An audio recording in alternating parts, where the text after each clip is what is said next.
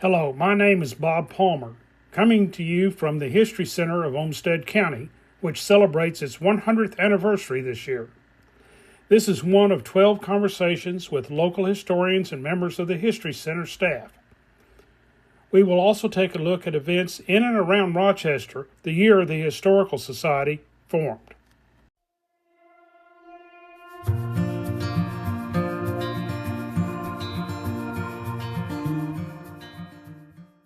To learn more about what's happening at the History Center, visit olmstedhistory.com.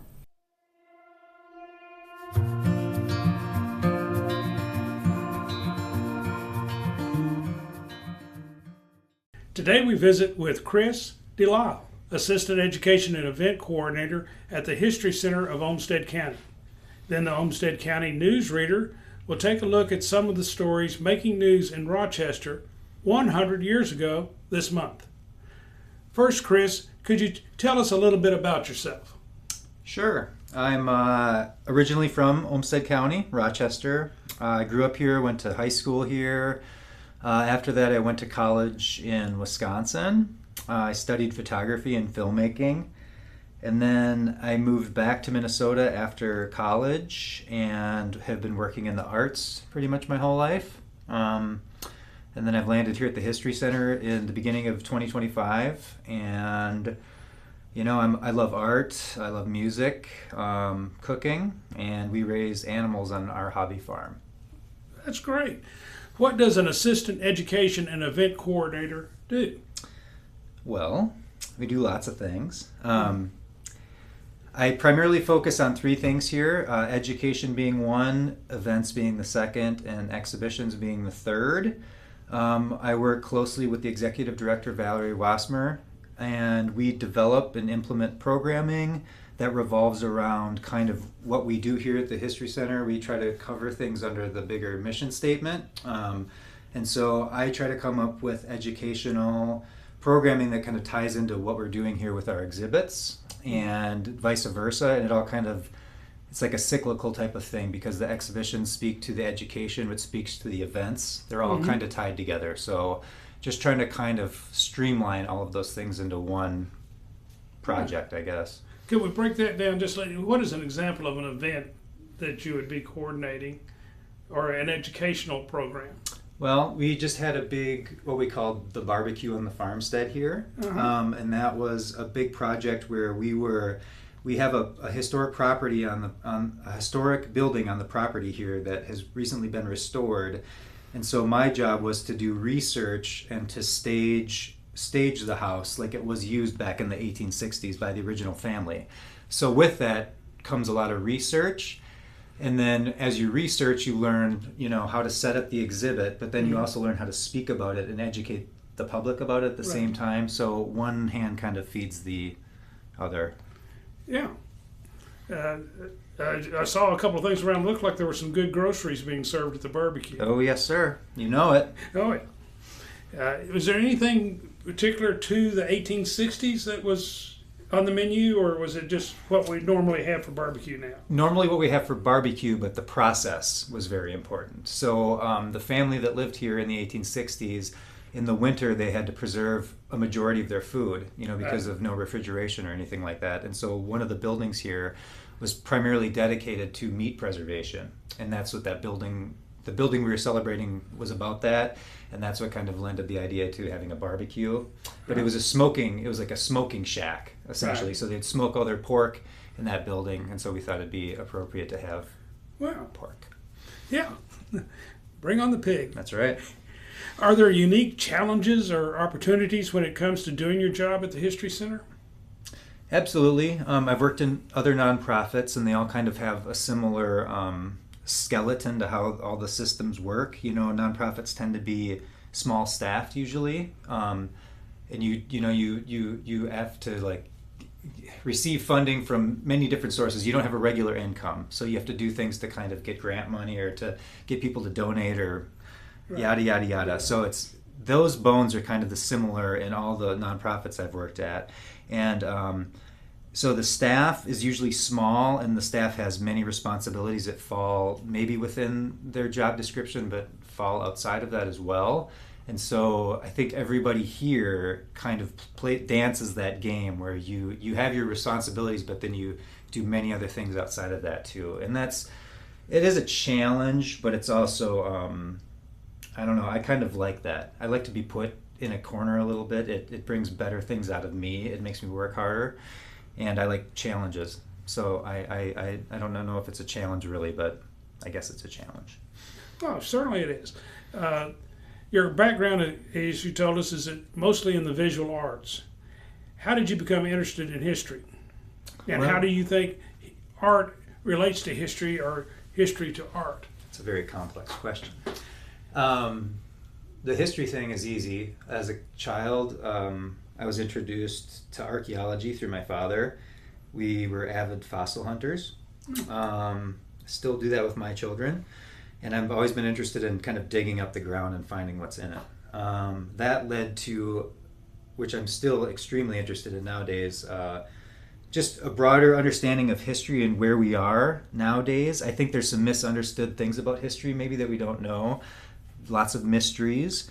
And my interest in archaeology led me into the interest of ancient architecture. And so I've been to Mexico a handful of times, and I've got to see many of the Mayan ruins, and that was just like a path that was very interesting to me, and it speaks on a lot of levels to me as an artist, as a person who's a designer who understands symbols and imagery and all that stuff. And there's these bigger complex questions that come out of how people make art throughout history and how they build their structures and how they communicate with each other, and all those things really resonate with me, and they influence the art that I personally make as an artist nowadays. So again, it's kind of like the cyclical thing that they tickle my interest, and then I make things about that, and it gets me more involved in thinking about them on a deeper, more complex level. And it's just kind of the mysteries of the things we don't know. I kind of like to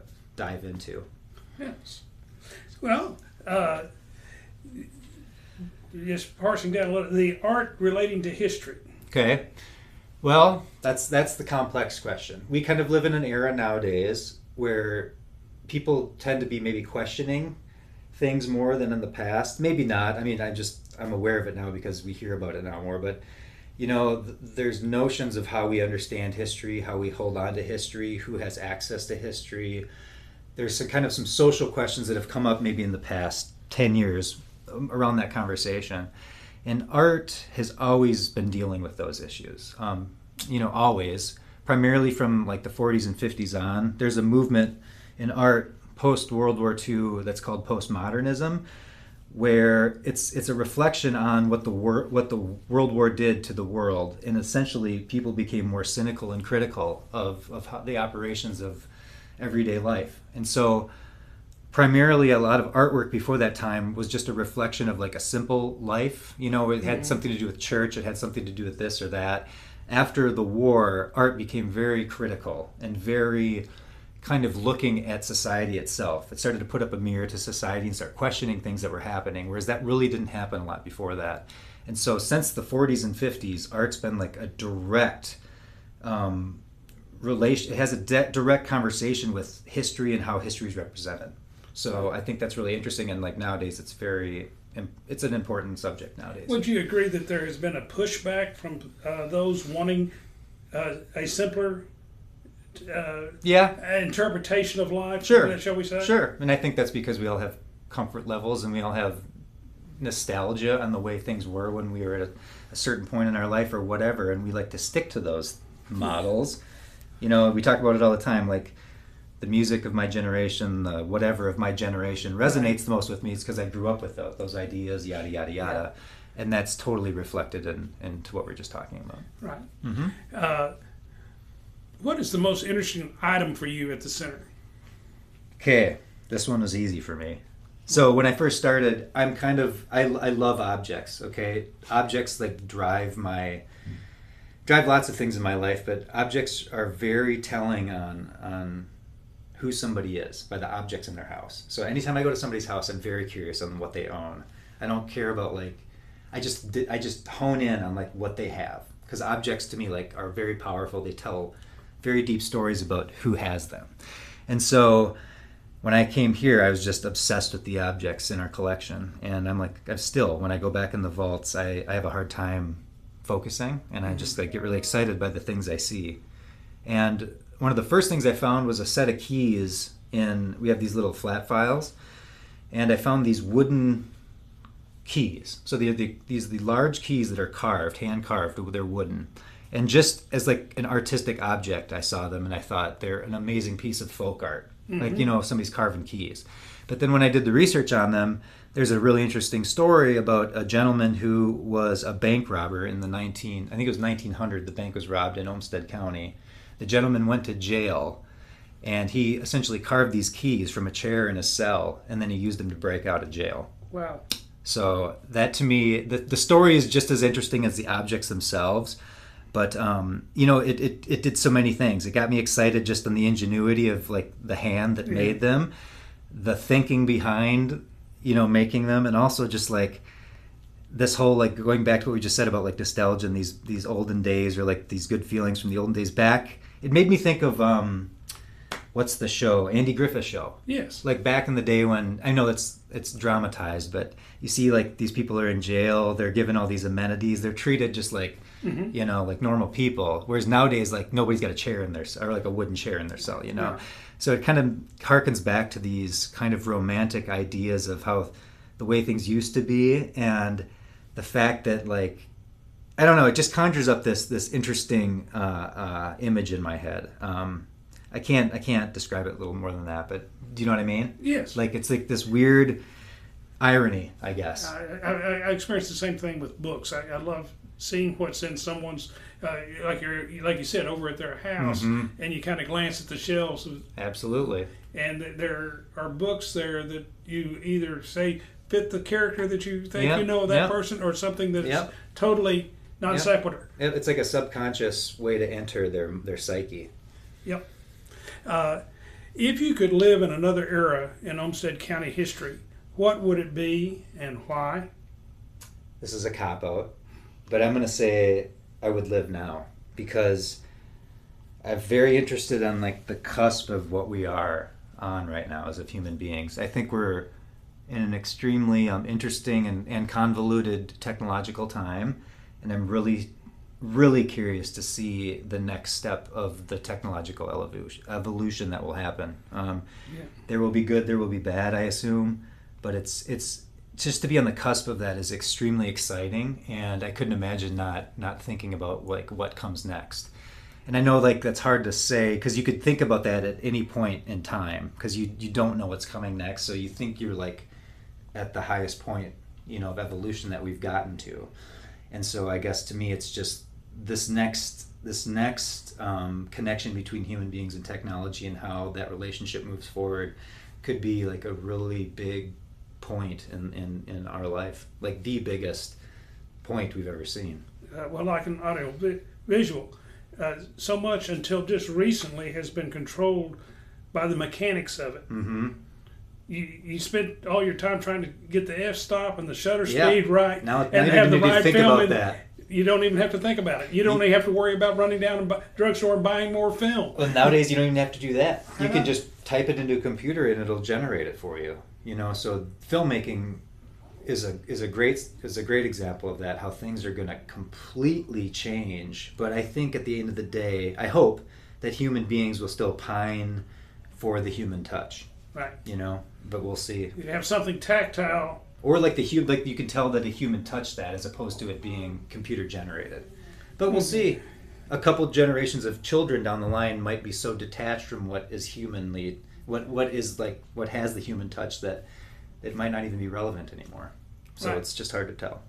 That that email has replaced letter writing, but it's so ephemeral. The email is gone, whereas when people exchange letters, they could keep them if they wanted. Absolutely. It's crazy. Chris, this has been great. Thank you. It's been very interesting.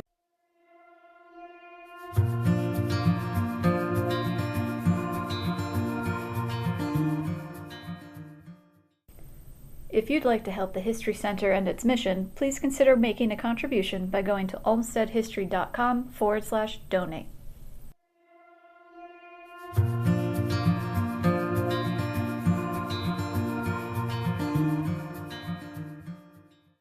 Now let's look at what was making news in Olmsted County in 1926 with the Olmsted County News Reader.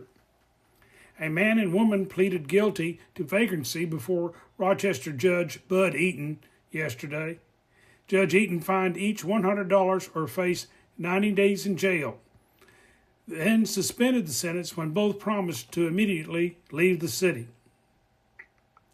St. Mary's Hospital is set for a major expansion following the announcement by the Right Reverend Patrick R. Heffron, Bishop of the Winona Diocese. The building program calls for immediate construction of a new addition to the nurses' home at St. Mary's, a home for sisters, and a new chapel.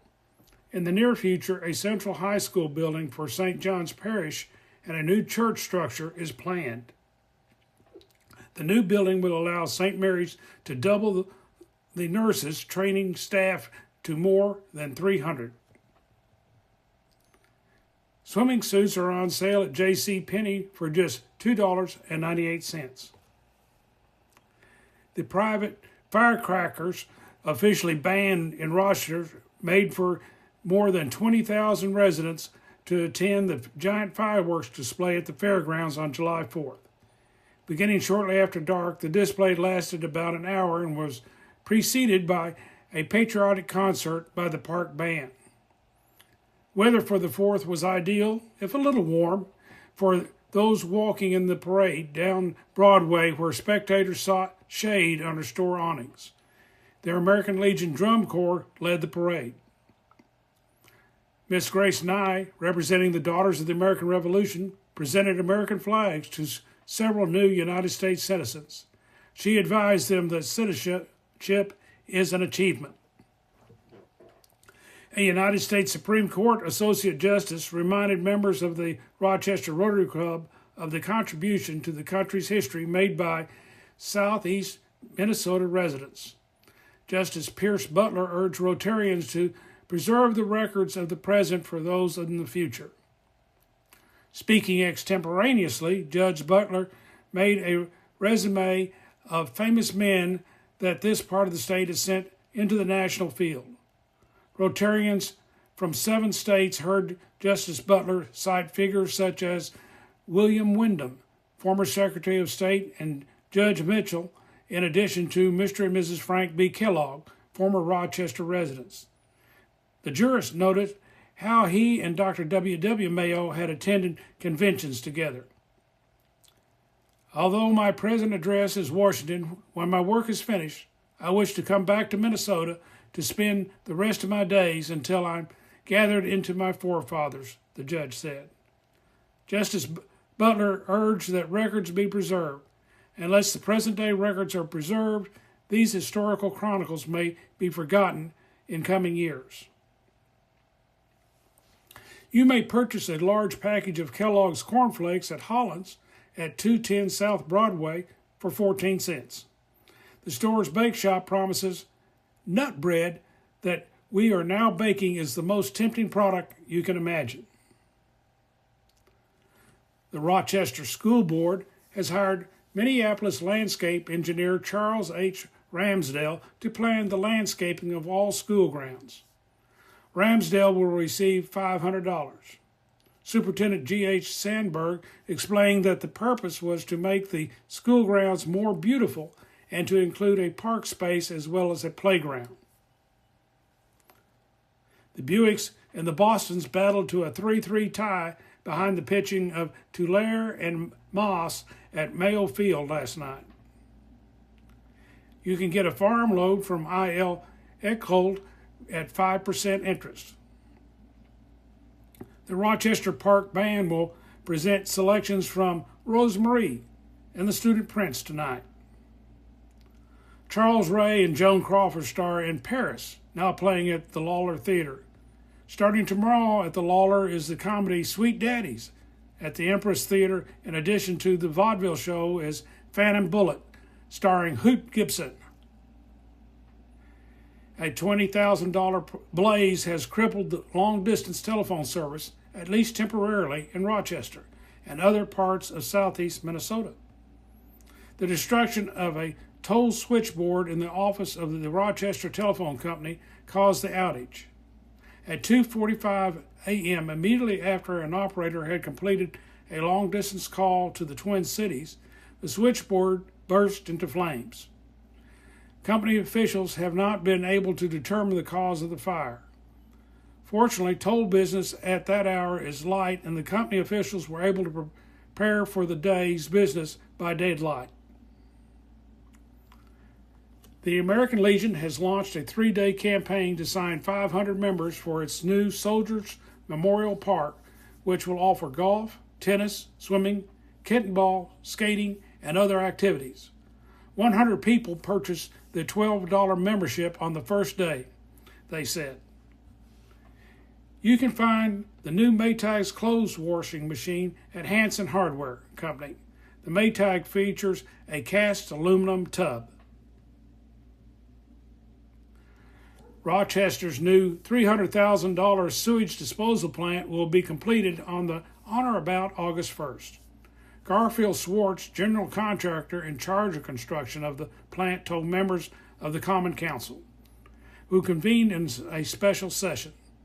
The terms of the contract calling for completion of construction work on the 1st of next month will be complied with, the contractor said.